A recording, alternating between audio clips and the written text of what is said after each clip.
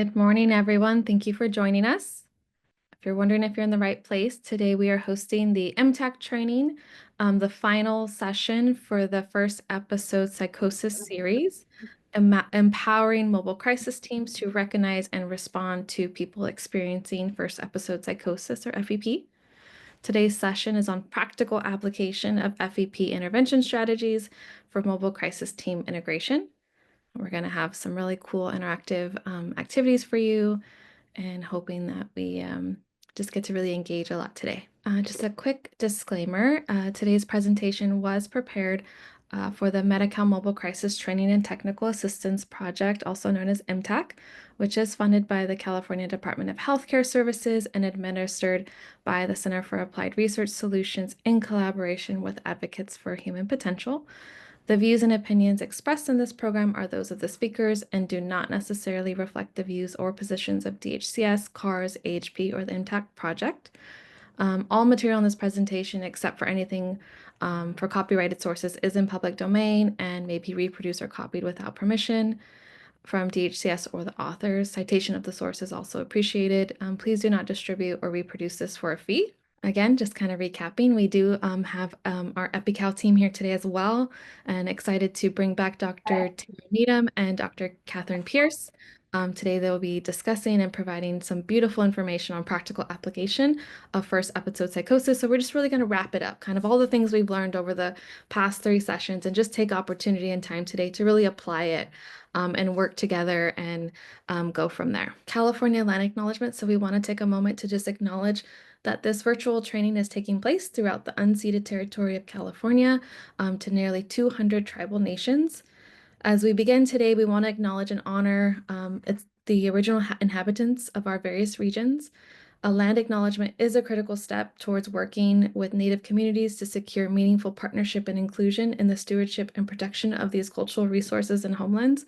Let's take a moment to honor these ancestral grounds that we are collectively gathered upon today and support the resilience and strength of all Indigenous people that all the Indigenous people have shown worldwide. Thank you.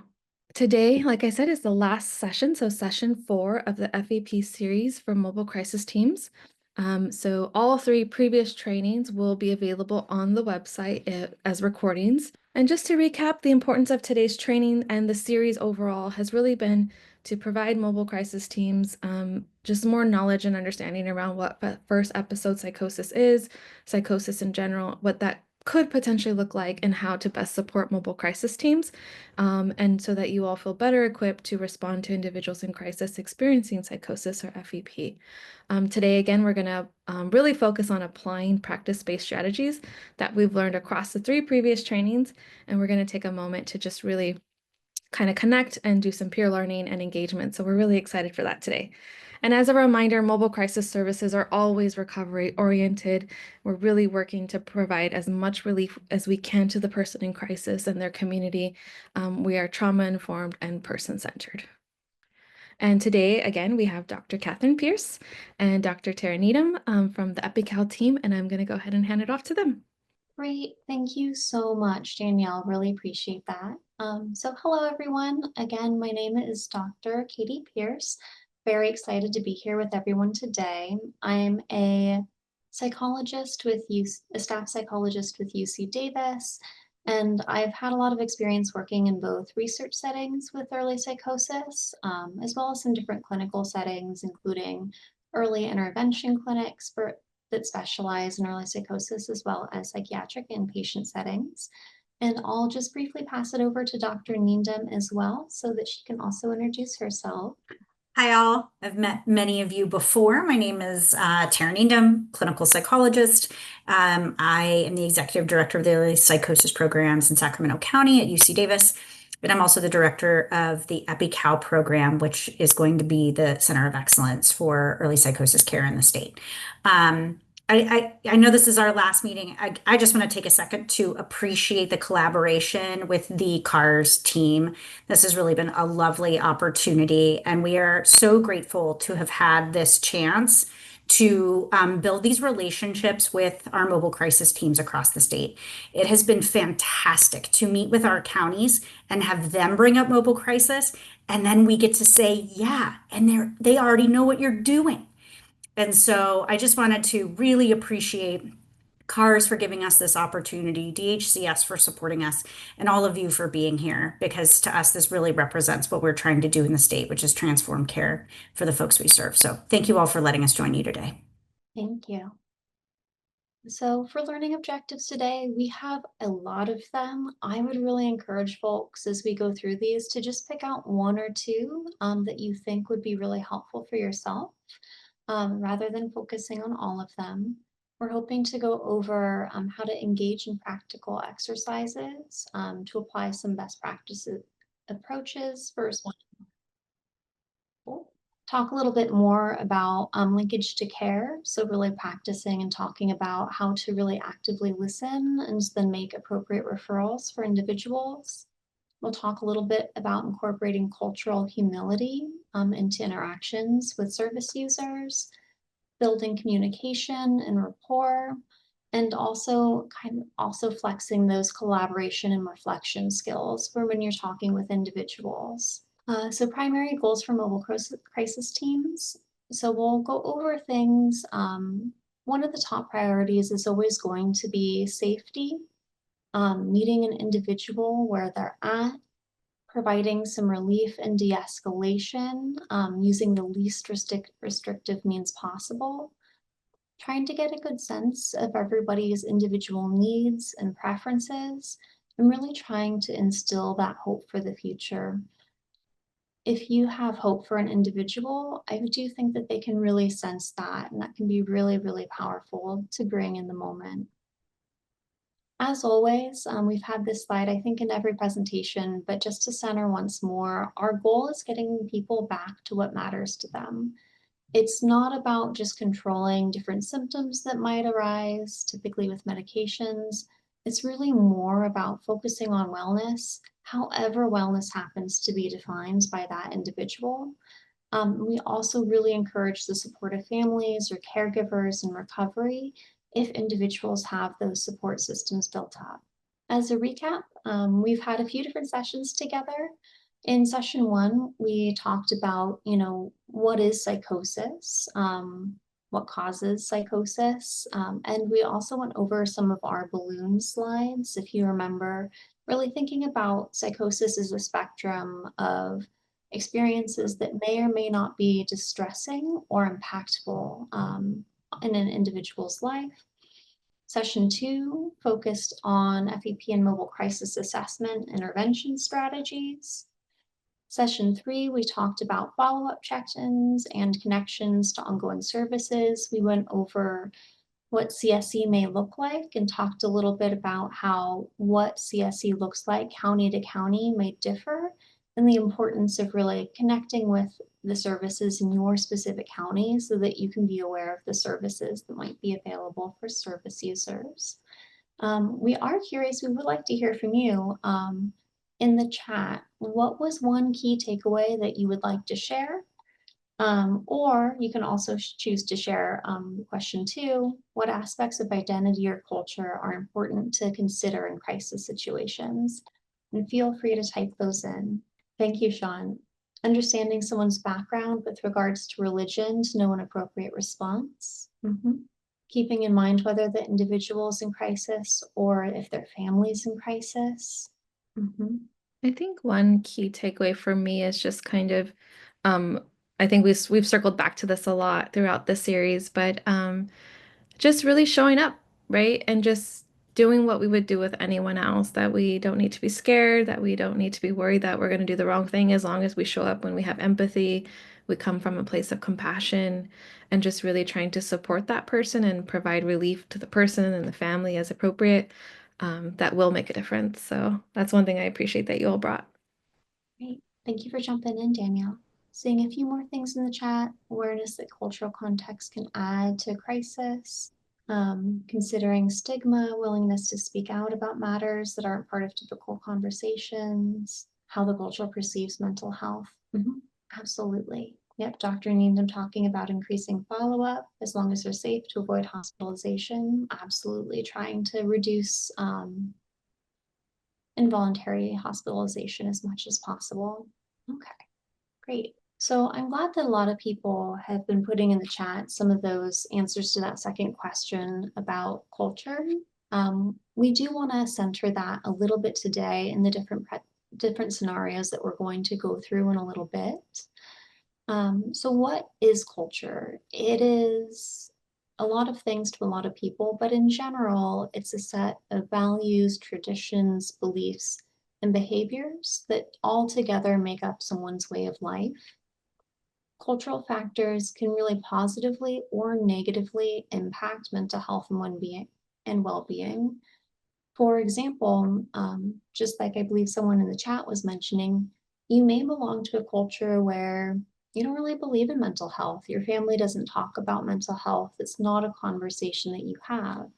Whereas for other individuals, you may have a culture where there's a lot of support built in, whether that's built in family support or religious or spiritual support. And you may have a really good supportive place to talk about mental health. And it can be really different for everyone. It's important to really be curious about the culture, about religion, about different beliefs. Over on the right, we have a cultural iceberg. The idea is that there are some things you might be able to see or hear from the outside. So, for example, if someone is speaking a language that you do or do not understand, that might say something about the situation or the individual. But there's a lot of things that we can't see just by looking at someone. Things like family values, expectations, even the gestures that you use. So, for example, for some individuals, touch might be a very important part of culture. So, for example, in some places, if you're having a connection with someone, you might put your hand on their shoulder to really communicate that you trust them, that you're there, that you're listening. However, for other individuals, that touch might be pretty uncomfortable. That concept of personal space can be very different person to person. Another good example that comes up a lot is even things like pointing with one finger can be considered kind of rude or offensive in other cultures, and making sure to gesture with the whole hand or with several fingers outstretched. Another layer that's not noted on here is that there's also a lot of generational differences in how culture is viewed. And so there also might be those other layers that are going on top of this. In talking about how different this can look for everyone, I think that the most important part is just to remember to have humility, cultural humility.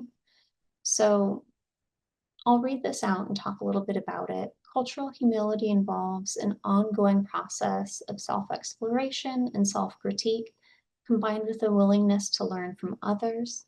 It means entering a relationship with another person with the intention of honoring their beliefs, their customs, and their values. It means acknowledging differences and accepting that person for who they are. So I would say, really, whenever you're walking into a situation with new individuals, you're just meeting potentially with folks who may be experiencing a crisis, to really center watching, listening, and really hearing what people are saying and noticing when there are reactions that you have that might be due to your own underlying beliefs. Okay, moving on, applying to what we know.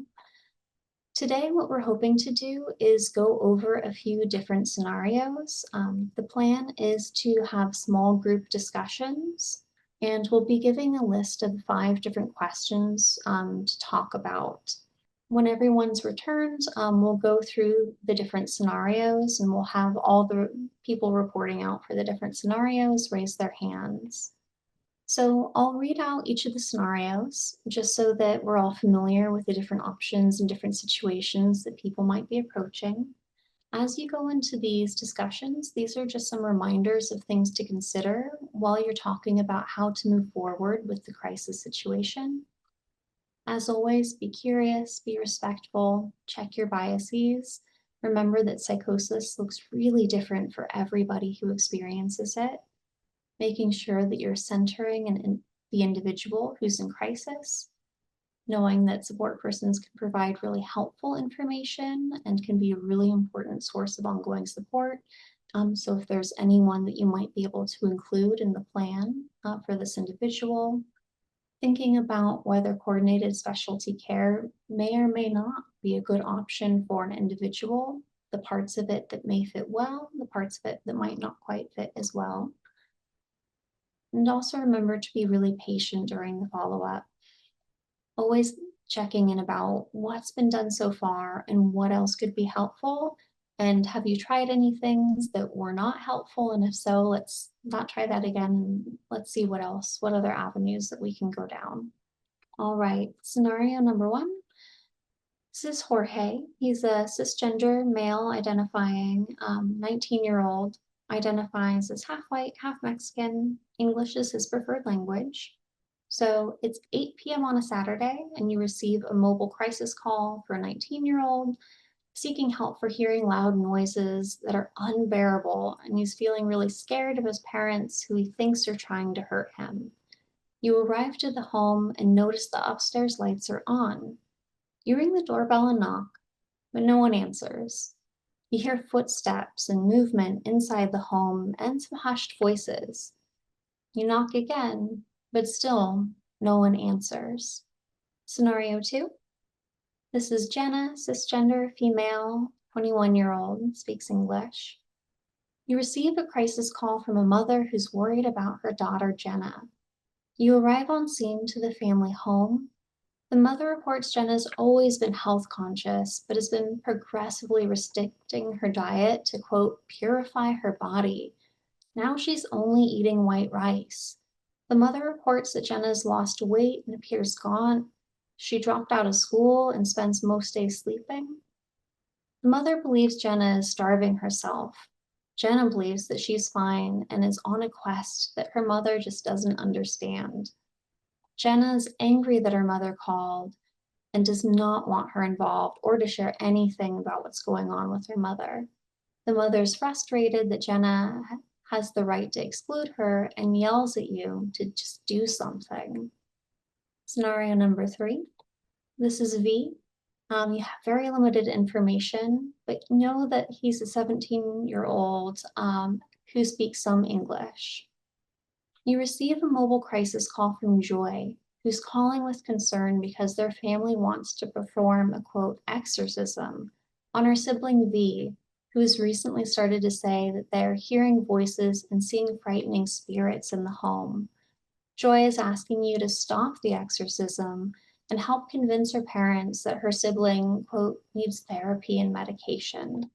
So the questions to go over are, did you find yourself feeling any positive or negative responses to the information? What steps or information do you need in order to initiate your response and crisis assessment? How are you going to use your engagement skills to gain some more information to figure out what to do next? What options would you consider offering for this family or the individual? And in terms of your skills and knowledge, what questions does this vignette bring up for you? So what we're hoping to do is actually go through and have each team report out on a different question and then have everyone come together to talk about question number 5. So if you're okay with it, we'll just go through in order. And as a reminder to the group as well, for this situation, it's about Jorge, who's in the home and the family's not answering the door. Valerie, would you mind talking about question number 1? Did you find yourself feeling any positive or negative responses to the information? My group noted that we had some negative response. Just to clarify, it's responses from us, right? Mm-hmm. Okay. Yes. Yeah, so we said negative just due to not having as much information in the scenario. And we were able to brainstorm, our process and things that we would do. But to directly answer the question, it was more negative because there was some vital information that was unknown, and just not getting a response from the client is concerning. And, we came to, when do we request a wellness check from PD and things like that. Mhm. Great. Tara, I'm seeing your expression. Do you want to hop in? I just want to reflect the uncertainty, right? And the concern that I hear Valerie sort of bringing up. It is when the person doesn't come to the door, I hear your and feel your negative or your concerns, right? You have some concerns. And so Yeah. I just wanted to reflect that. Makes a lot of sense to me. Thank you for sharing out. And after we go through everyone's responses, we can come together as a group and talk about, well, what are some of those things that we can do next? All right. Question number 2. Question 2, what we did was, first of all, we would make sure we would announce ourselves because they didn't come to the door. So we would knock, we would announce ourselves and what agency we were there from and what our purpose was. Why are we there? We're there to help, to make the individual safe and see how we could wrap services around, right? And so if we didn't get a response from knocking on the door or announcing ourselves who we are, we would, if we had service, we would call the phone number that they called from, right?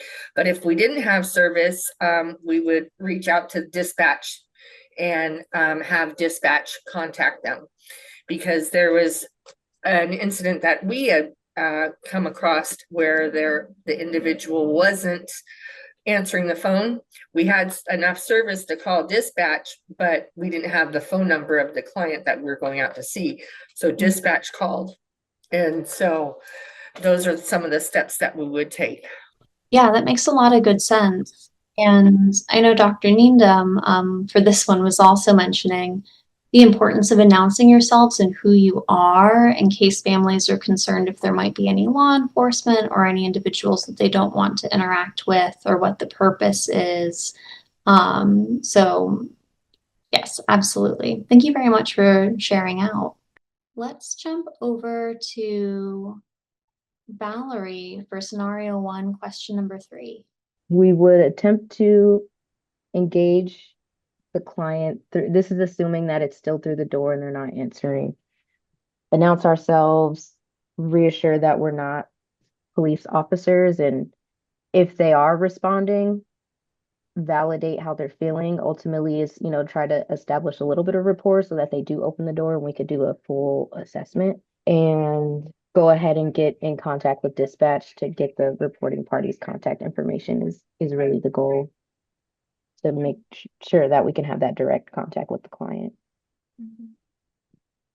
Absolutely, right? Can we have a phone conversation even if we're still on either side of the door from each other? I think otherwise, it's that balance of trying to announce yourself in a calm tone while also using a raised voice, but not too raised through that door. So that can certainly get tricky pretty fast there. I also want to acknowledge, Valerie, you started to talk about, building rapport. Understand, okay, let's say we can make contact. What's our next step? Build that relationship, right? So that we can understand what's going on. Patricia, I'm going to call you in because you're nodding. What would you do? Okay, so we were able to make contact. Maybe it's on the phone through the door. Maybe somebody opened the door. What would you do next? Well, with my team, like Valerie said, because it's negative and we don't have a lot of information and stuff. And from there, we would go to see who made the call, graduate more information to see if the family made the call, trying to get involved with the family, or maybe the individual made the call, or if the individual is under the influence, or how to have, how he's been having any symptoms, how long has he been having symptoms, does he take any medication or past history of psychosis or similar symptoms. As well, we if it's really bad, we can offer connections depending on the services, or if the need of services that he needs, like over here, if they're a danger to self, danger to others, or gravely disabled, we can put them on a 5150 hold and get them the right treatment and just continue from there to get the help that they need. That's pretty much what we came up in our group, trying to get the best help. And I know if someone, like, say, for example, we're dressed up normally and it's night and they don't know who it is, maybe, especially that they're hearing voices, seeing things, maybe, and you can try to announce or maybe call PDS, to have backup in case, because sometimes someone that's having psychosis can be in danger to others, and sometimes you go to that call and it can be dangerous for yourself, so it's okay to have that backup just in case. Patricia, I really, really want to appreciate your very succinct description of your assessment.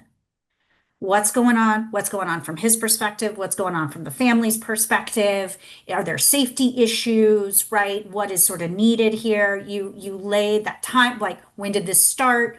What's the history? You did a really fantastic job of quickly outlining what your assessment would be. So I just wanted to, you saw me clapping. I was like, yay, she's getting all the parts of the assessment. That's really fantastic. Thank you. I really appreciate that. It was a teamwork, and I can say that it was a really good group that I had, and we helped each other very much. And it was not Yay. only me, but my team. I also want to highlight, Patricia, you didn't lead with like, we're going to do a 5150 assessment and just see if this person needs to go or not.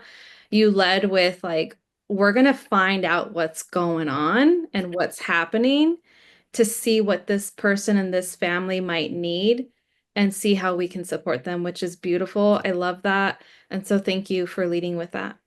So for round 4, what opinions would you consider offering for this family and or individual? So first of all, we would, again, I believe the son, the 19-year-old son, is the one that called, right? And so because he called, he is overage, so we need to get his consent to be even to consider talking to the family in any aspect. But then there's that part of the fact that the family, or he's afraid of the family, the parents, right? So he might not want to consent. And again, back to where Patricia was saying, we can still get that information from the family, but then we can't share anything about him unless we do get a release of information. So, and we are going to try to get him to see if he has been connected to services. Is he seeing somebody already? Is he taking medications? Again, what Patricia was talking about, right? And then, and if he's not, then try to wrap services around him and offer services and maybe a referral to mental health services and get him engaged. And then again, I said the ROI, and then we want to get his buy-in, to get him to agree to either services or talking with the family. And then for us, which I didn't share with the team, but for us, we put the client on outreach afterwards if they're agreeable to. And then our team goes out and connects with them for a couple times, if not until they're engaged in either outpatient services or whatnot. So that's what we got for number 4.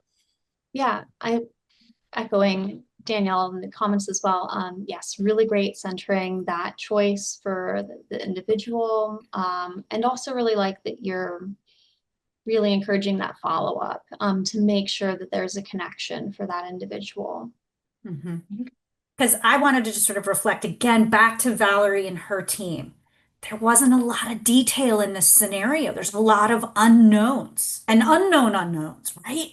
So I really love it how you guys tried to put together a plan, but you might have gotten there and something could have changed, right? And that is what makes this sort of, this is a scenario around thinking on your feet.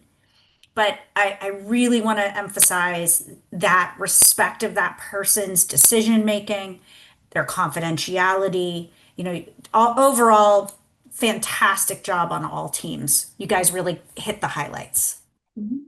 For our last one, in terms of skills and knowledge, what questions does this bring up for you? I'd like to invite all the groups to hop in for this item.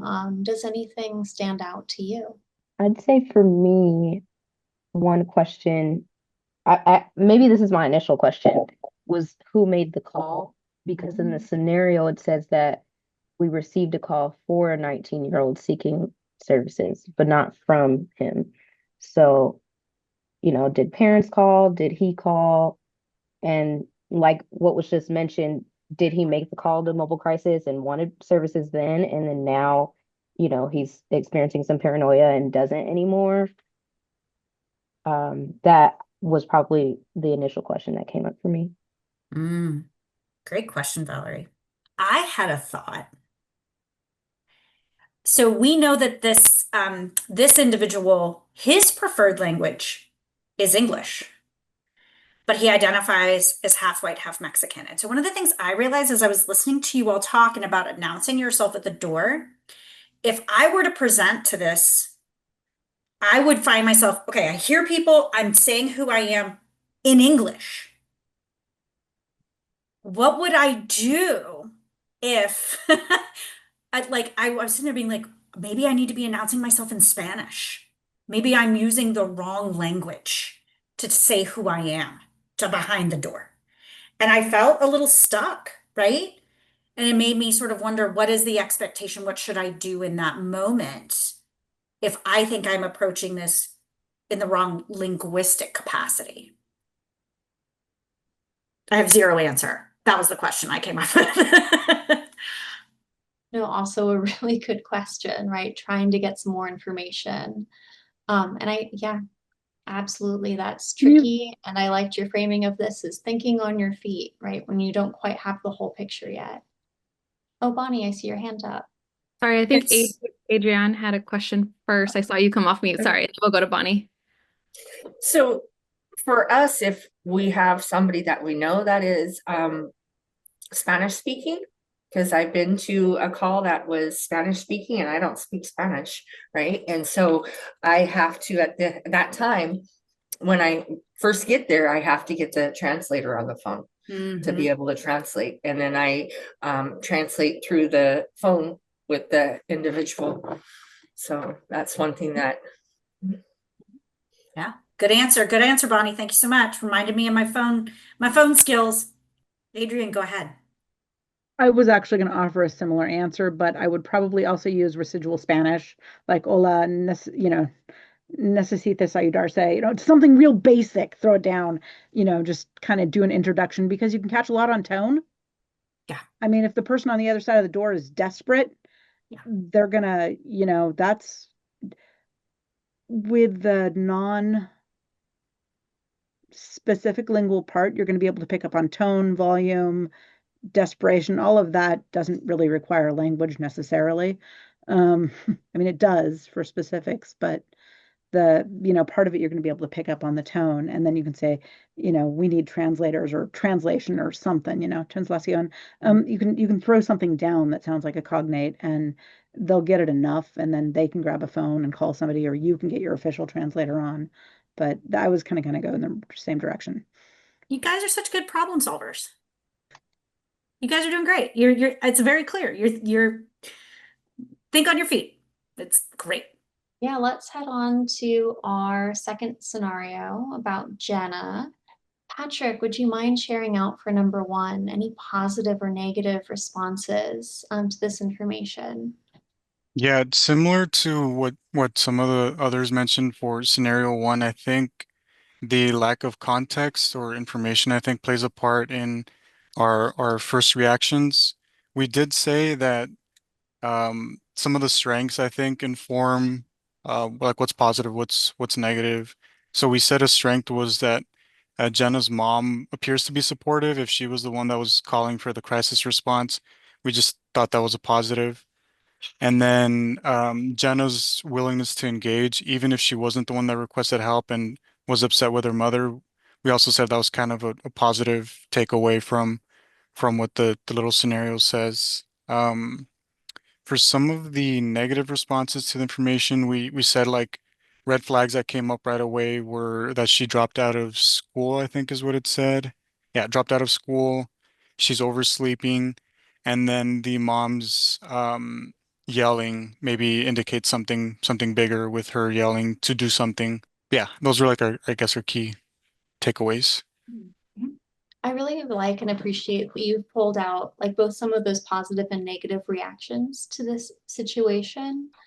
I always think it's interesting to, whenever we talk about things that folks have stopped doing, like stopped going to school, for example, it's always such an interesting point. If this is something that Jenna's been working on and she's been really passionate about school and this is a sudden change, it might be a big red flag. If it's something that Jenna's like, I don't care about school, I didn't want to go to college, my mom is forcing me, that might be a little bit different. But I liked that that's picked out as something like, is this like what's going on here? It's definitely a change and we want to give it some more attention. Let's move on to number 2, and we'll hop over to David for this. I think the first steps to take is especially initiating with the client, if the client's willing to talk to us. We talked about kind of two different scenarios, if they are willing to initiate with the conversation, with the assessment and everything, so that way, we can be sure to, refer them properly, get them, started up, all that good coordination. But then we also talked about the scenario, what if they don't? And they're entitled to not wanting to speak to us, not, and especially with, where mom comes off a little aggressive, do something now, and client not wanting us to involve mom, she's completely entitled to that.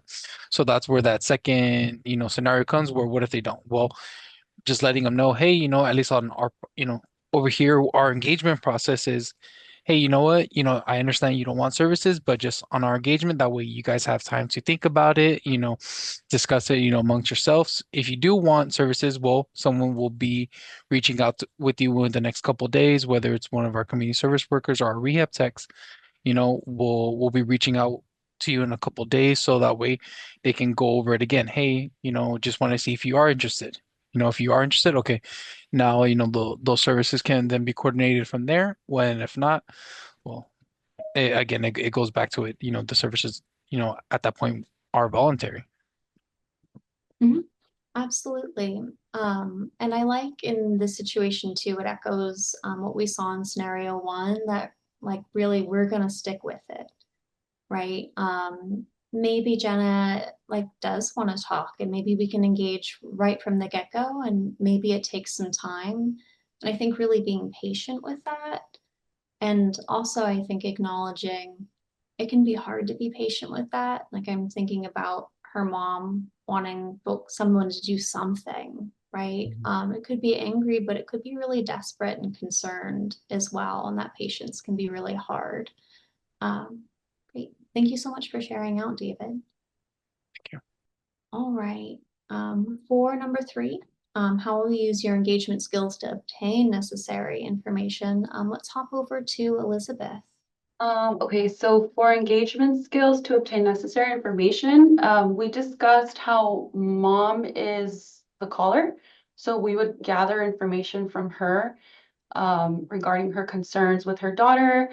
And then also, in the moment, if we can, ask if this is something that has happened in the past or if it's something new regarding, her eating habits, things like that. Being very health conscious, like, is this something that you've seen in her? Is this something new? Because I think that's important to know. Once we arrive on scene and then talk to Jenna, it says that she is angry and then doesn't want mom involved. So at that point, we would have to educate mom on the right that Jenna has of not involving mom. We would be empathetic towards mom and validate her feelings. We understand you're a concerned parent, but again, Jenna is over 18 and she does have her rights. And then if Jenna is willing to engage with us, we talked about the importance of exploring what's going on in Jenna's perspective, because there's so many things that could be going on. We don't know, mom is the one saying that Jenna is purifying her body. So we would explore that with Jenna. Can you explain to us, purifying your body? Is that something that you said to mom? Where is this coming from? I've never heard of purifying your body with white rice. Can you educate me on that? Because we don't know if this is something that she found on the internet. We don't know if this is something that she just told her mom because she's embarrassed to tell her that she's financially struggling right now and can only afford white rice, or if, it could be some sort of delusional thought. So we would just engage Jenna, educate her that we are here to help and that we just want to learn. And if she does want services, then we can continue with that. And then once she is calm, and maybe explain to her, mom was really concerned. Do you still not want her involved, or are you okay with involving her now? And then go from there. Thank you. One of the things I really appreciate about the points that you're making is that sometimes there can be a desire to hear something related to psychosis and have that as the explanatory factor for everything that's going on. And so I really like that you're taking a step back and saying, like, yes, this could be psychosis, but also could be these other things that might also be happening in this individual's life. And I think it's really critical to not make that assumption, to ask those open, curious questions like you were saying. I think that's a really good instinct. So then maybe we can circle back around for question number 4. Patrick, would you be willing to jump back in again? Yeah, definitely. For number 4, it's what options would you consider offering for this family and or individual? Um, so for Jenna, we said obviously individual therapy or some sort of school counseling, if maybe that's a little bit more appropriate for addressing the reasons why she dropped out to begin with. Um, we then said family therapy too, if maybe it's something that would benefit Jenna to be with her mom present. And then we also discussed, the group talked about maybe some sort of education on community resources, something like an evaluation for eating disorder, or if she needs to see primary care physician.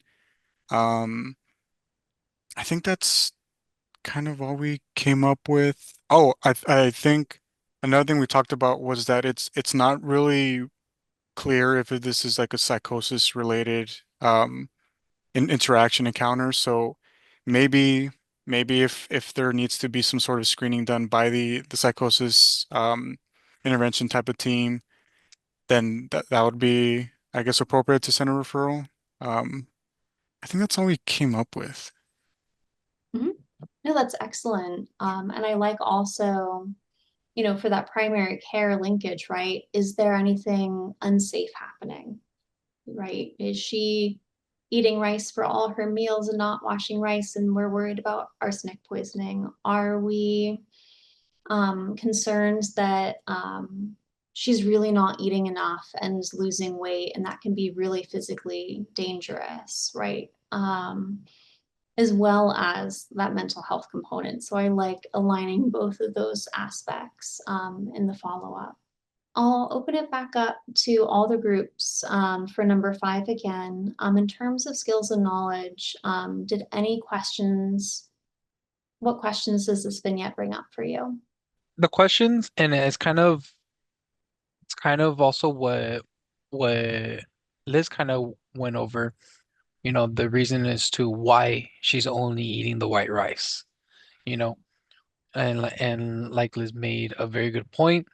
Is it financial, you know, or is it actually more on that, that psychosis level, is something telling her, white rice is the only thing that's gonna save you, something like that. I think that's more kind of on the questions for sure that I would have, that I would want to kind of explore that with the client. Mm-hmm. Absolutely. Oh, Adrienne, did you have a response to that? I think you covered this, Elizabeth. In fact, I'm sure you did. Essentially, my other question, and we kind of talked about it, I can't remember Jenna's exact age, but she's clearly a young adult, or like late teen young adult. My other question is this just like the latest version of the ice bucket challenge, you know? Um, which we kind of talked about a little bit. Yeah, I think that really is, I think you guys did a really nice job of identifying the variety of things, right? That could be driving this behavior. Is it something she saw, the latest diet thing at school? Bullying at school. Yes, Patricia, people have been saying she's overweight, and so now she's trying. And again, Elizabeth, the point of she can't afford anything but rice. Like I was like, oh, that's brilliant, brilliant, right? That we really step back, need to step back. Sometimes what I like to say to in situations like this is like, okay, we're gonna step back 2 steps. Okay, let's take a look at this. Okay, let's step back a couple more. What did we miss? Right? And have we fully opened our mind to all of the things that it possibly could be? And you guys exemplified that beautifully, really considering all the possibilities. And some of them are zebras instead of horses, and that's okay, right? But it's good to be open to when she says, I'm broke. This is all I've got, that you don't discount it. Because that's what happens sometimes, is it gets discounted as an explanation, as opposed to listened to. So really, that's really great. I want to note that Bonnie had a question in the chat about contact information for eating disorders, right? And so, oh wait, this is actually an eating disorder. You know, so Bonnie, it seems like, are you, I want to just kind of call you in. Are you sort of like, oh, where would I send this? Where would I connect her if this is an eating disorder? Is that your question? No, so we're trying to figure out what is it, right? Is it financial? Is it the bullying at school? Is it a food disorder? And while we're there, having all those resources with us, or at least to be able to follow up with her with those resources and let her be the one to make those choices, right? Love it, Bonnie. Thank you for chiming in. It's their program, and we want to be able to support them in their recovery of whatever it may be. You know, so if it's food, have food resources, right? The food pantries. I hand those out on a daily basis. And bullying, where would somebody go if they're getting bullied at school? You know, what kind of counseling or therapy? And then I know our agency has dealt with food disorders before with individuals. So Yep. Excellent points, Bonnie, to be ready to address with resources. Elizabeth, did you have one final thought? Yeah, regarding question brought up through this scenario, I would have a question regarding Jenna and her mom's relationship. I think that's also very important. You know, do they have a close relationship? Do they argue often? Do they have contact often? No. Do they live close to each other? I think that's all very important as well. Regarding mom's concern, you know, Jenna being resistant towards involving mom, was it because she just got angry, or was it because they don't have a good relationship? What is it? Lovely points, Elizabeth. All right, let's do scenario 3. Nice job, scenario 2 teams. Give yourselves all a pat on the back. So this is the case of V. Don't know a lot of what's going on. Family is considering an exorcism, and the sibling Joy is asking for help. It was very vague information just to start off with. So collecting the information seemed to be a little bit more difficult. It would appear to be more difficult. So did you find yourself feeling any positive or negative responses to the information? I just thought that, for one thing, the lack of information, but I just thought that it was really positive that although the family has these maybe cultural ideas or ideas that they still allow, we were still being invited into the home, at least by the sister. I thought that was positive. Number 2, what steps or information do you take in order to initiate your responses and crisis assessments?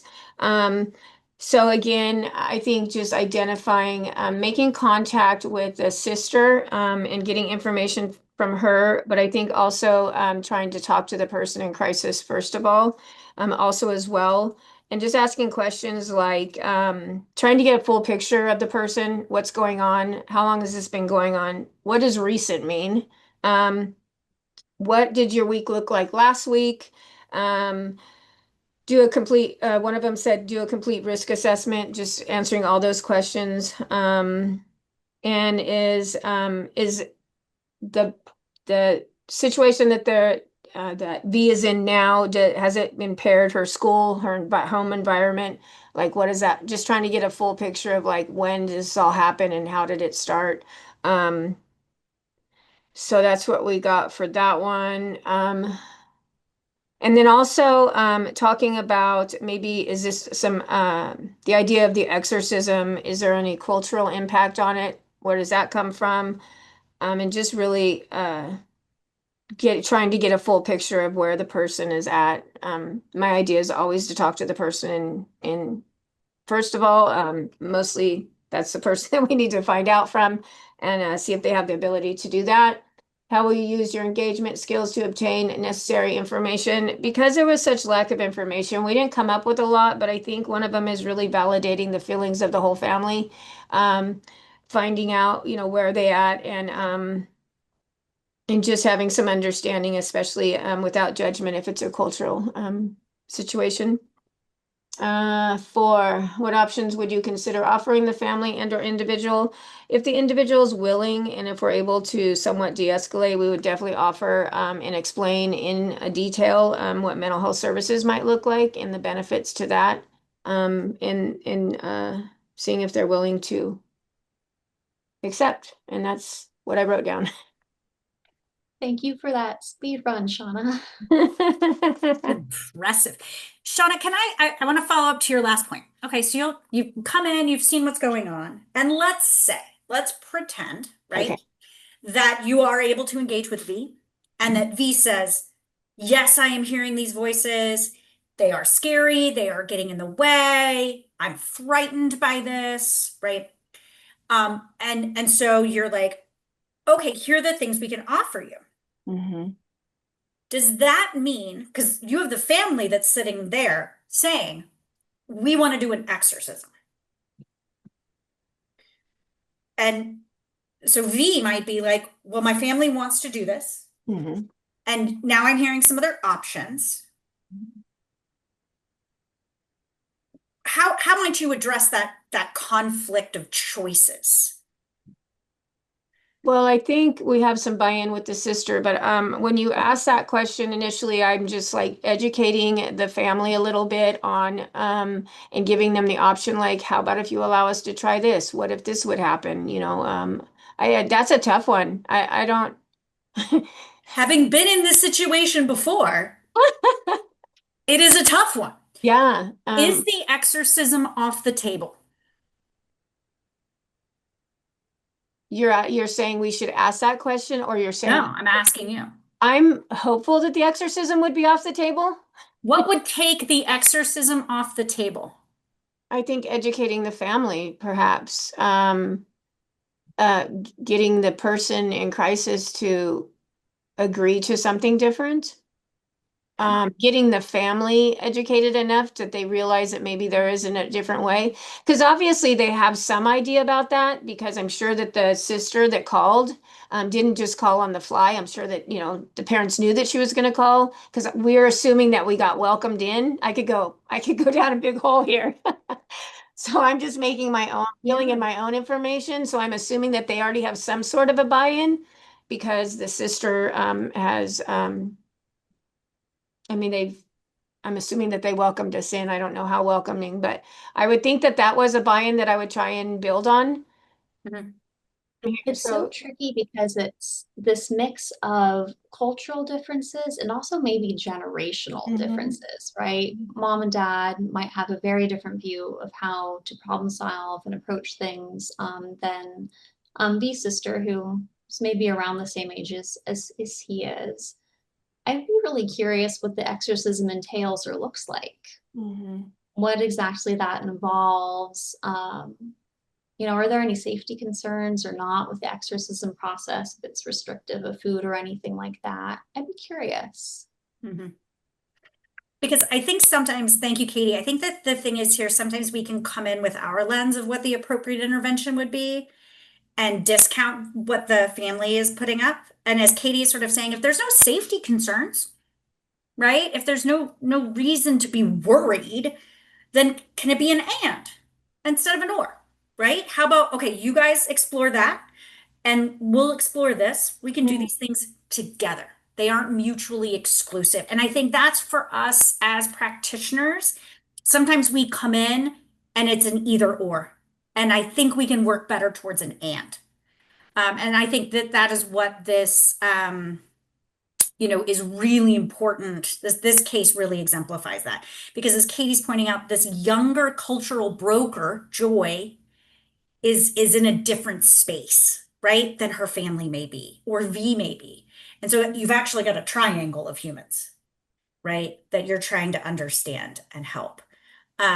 So this is a very complicated case, but not an uncommon situation where a cultural practice is being considered and someone is in the family circle is taking issue with that practice, right? Yep. Right. So just, in terms of that building rapport piece. Okay, we are at noon. We ended with the most difficult case. I just want to give Shauna a huge round of applause for doing that all on her own. You did a great job with a really complicated situation. So nice job, Shauna, for wrapping up that really difficult case. Thank you.